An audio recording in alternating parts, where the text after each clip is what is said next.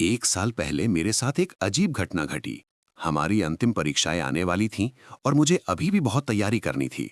आमतौर पर हमारे स्कूल की लाइब्रेरी शाम 5 बजे बंद हो जाती थी, लेकिन परीक्षाओं के कारण स्कूल ने फैसला किया कि लाइब्रेरी आधी रात तक खुली रहेगी, ताकि बच्चे चाहें तो रुककर पढ़ाई कर सके और परीक्षा की तैयारी कर सके।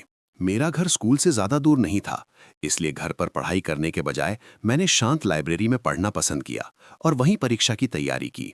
उस दिन मैं सुबह 6 बजे घर से निकला और जल्दी ही लाइब्रेरी पहुंच गया। मैं पढ़ाई में इतना मग्न था कि मुझे पता ही नहीं चला कि 10 बज गए हैं। मैं कभी भी इतनी देर तक लाइब्रेरी में नहीं रुका था। आमतौर पर मैं लगभग 8 बजे घर के लिए निकल जाता था। यहाँ तक कि 8 बजे भी लाइब्रेरी में कुछ छात्र होते थे, लेकिन 10 बजे वहाँ एकदम सन्नाटा था। मेरा काम सिर्फ 10 से 15 मिनट का बचा था, इसलिए मैंने सोचा कि मैं इसे जल्दी से खत्म करके घर वापस चला जाऊंगा। मैं अपने काम में पूरी तरह से खोया हुआ था जब मैंने किसी को विदेशी किताबें घसीटते हुए सुना और लाइब्रेरी से बाहर भागा।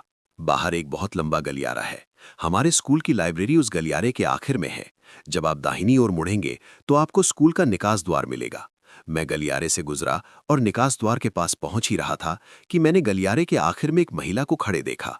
मैं नहीं जानता था कि वो कौन थी, लेकिन जैसे जैसे मैं पास आता गया, मुझे और ज्यादा बेचैनी होने लगी। मैं इतना असहज हो गया कि मैंने आवाज लगाई, कौन है?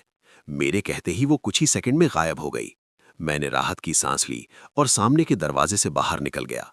थकान और भूख के कारण मैं ठीक से चल भी नहीं पा रहा था, लेकिन मैंने देखा कि सड़क अजीब तरह से पूरी तरह से खाली थी, जो बेहद अजीब था, क्योंकि ये सड़क आमतौर पर बहुत व्यस्त रहती है। यहाँ तक कि रात में भी लोग सड़क पर चलते हुए दिखाई देते हैं। घबराहट और डर के कारण मैं चलते समय जमीन की ओर देखता रहा। मैं लगभग घर पहुंच ही गया था कि अचानक जमीन पर मुझे एक परछाई दिखाई दी, जो मेरी तरफ फैल रही थी, जबकि मेरे आसपास कोई नहीं था। जब मैंने अपना सिर उठाया तो सामने एक औरत चलती हुई दिखी।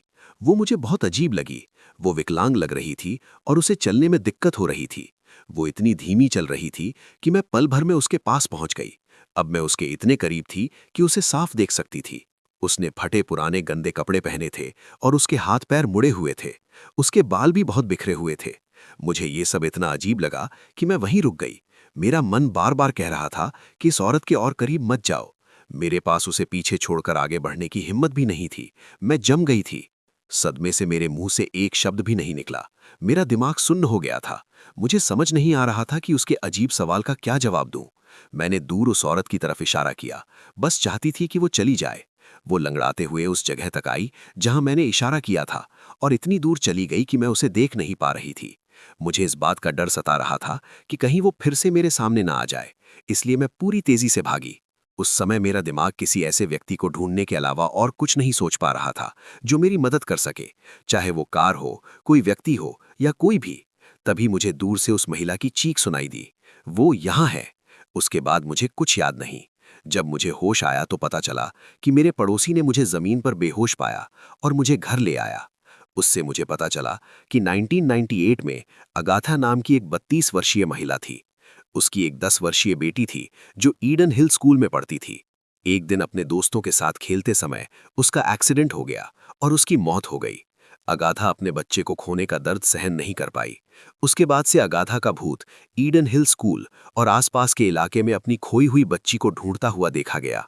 वो अब भी भटक रही है और अपनी बेटी से फिर से मिलने की उम्मीद कर रही है। हाय दोस्तों, मुझे उम्मीद है कि आपको कहानी पसंद आई होगी। कमेंट करना और मेरे चैनल को सब्सक्राइब करना ना भूलें अगर आपने अभी तक नहीं किया है। फिर मिलेंगे एक और डरावनी कहानी के साथ। तब तक के लिए बाय।